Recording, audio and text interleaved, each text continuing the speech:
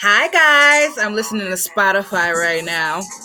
Um, in case you don't know, I am Charlotte LaAranye when it comes to burlesque, and I am Rachel McCullough when it comes to business.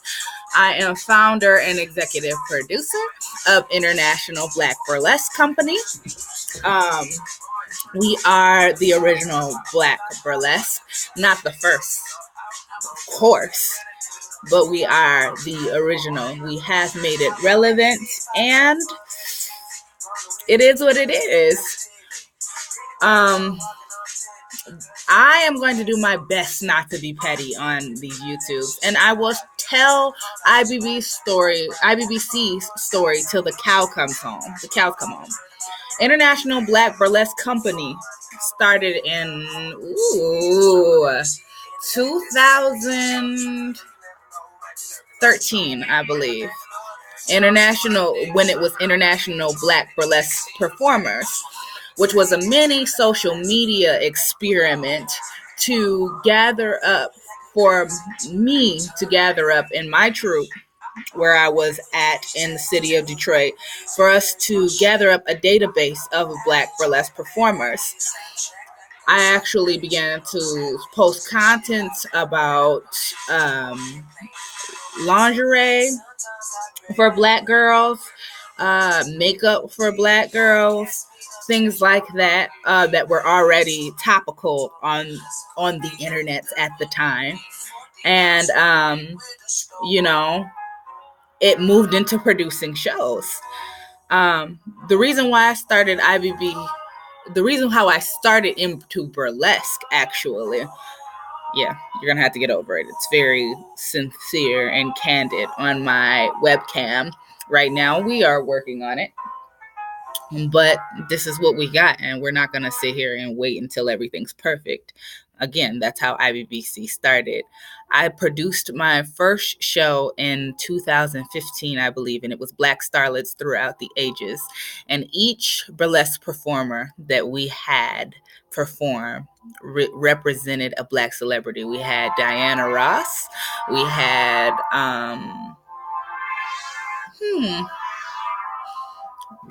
let me pause this. This is getting like a little bit distracting. We had Diana Ross. We had Donna Summers. We had Lottie the Body. We didn't have a Josephine Baker, but that was the first show. And it did not go off without a hitch. There were a lot of issues, sponsors who wanted their money back, all sorts of things. But the way that I will say to anybody who wants to produce, the way you learn how to produce is to do it. There is no book. There is no connections that, people should, let you use or anything like that. You build your own connections in your known network. It is an art form, bottom line, period. So we produced that show. Then we produce Sweet Dreams, where in honor of a Black pastry chef in the area. We decided that Black burlesque meant not just Black burlesque. It meant partnering with Black businesses. It meant highlighting Blackness. It meant highlighting Black celebrity.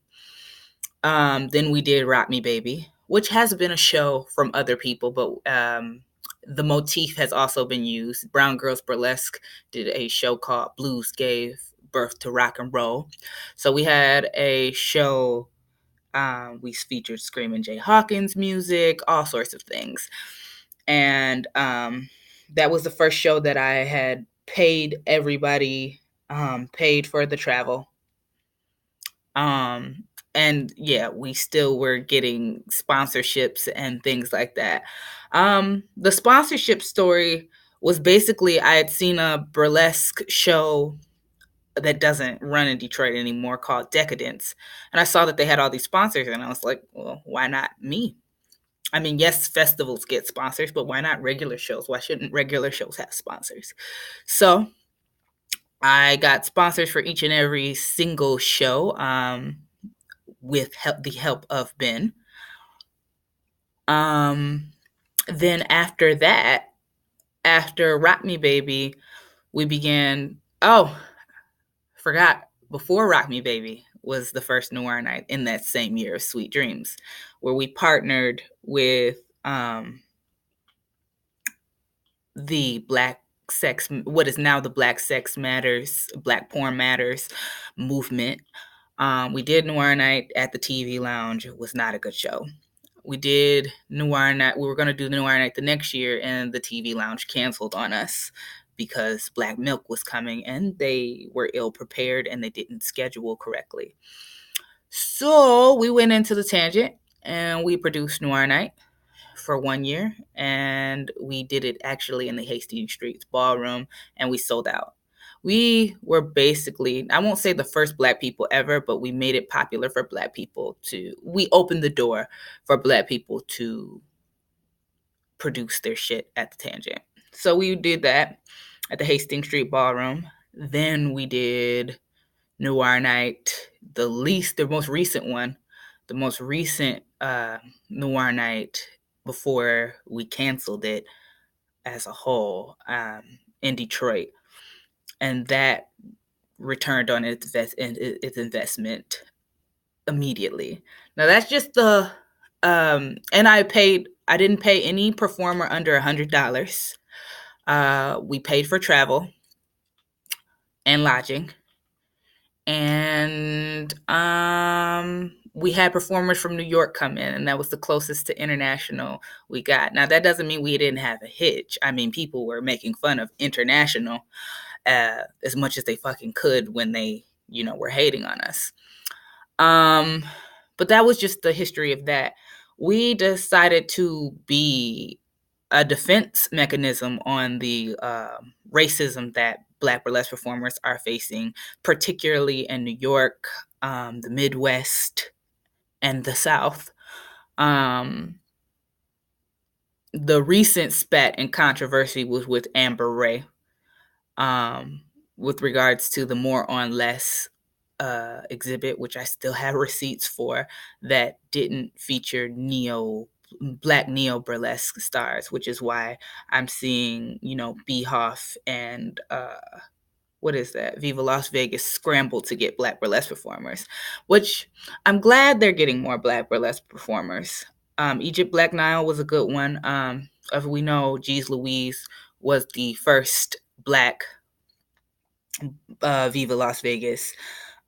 She's also was featured in one of the first successful Noir Nights, along with, oh no, Bunny Van Doren wasn't in that one. Not quite sure. But I'll do a blog post on this soon. We ended up getting an LLC. I did the production history. That's just a brief production history. I'll get more in details on the blog posts coming soon. The web history is that I've made plenty of controversial videos. It's not the first time I've made them. It's not the last time I've made videos.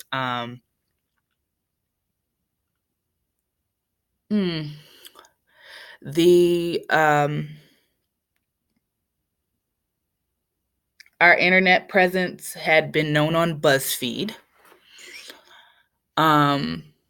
We showcased things like, at the time, was called, God damn it, Token Black Girl for alternative Black kids. Yeah, that was pretty much like we were just cussing people out and dragging people, and we still kept our credibility. At the time, Charles H. Wright Museum was the largest Black history museum in the country, and we did the hidden story of burlesque there. Business moves, we became an LLC. This is a very loose interpretation of IBBC's evolution. We became an LLC. We began to pay people. We wanted the standards to rise. Oh, and then we moved to Atlanta. We failed to produce Bad Bitch Burlesque Review. We failed to produce any other show after that. We came back to Detroit and failed to produce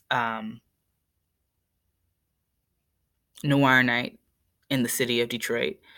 One of the things that I did, was get a grant to put, not get a grant. We were the finalists for the Miami Arts Foundation, Night Arts Foundation, um,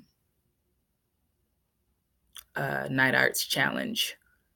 Out of 1,000 people, we made it to the 99%, and not the 99%. I think it's like 99 people were chosen to be finalists of the Night Arts grants. We did not get the grant because this is Detroit, and geopolitics. See our lives. See previous video for that.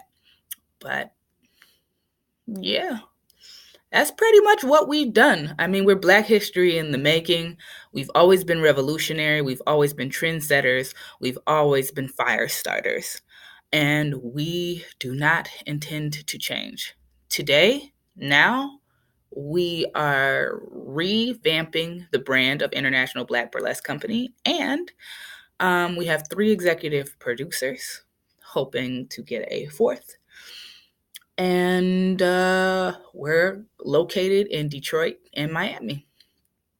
So, yeah, that's the chronology of International Black Burlesque Company. That's the history of International Black Burlesque Company. And there will be more to come.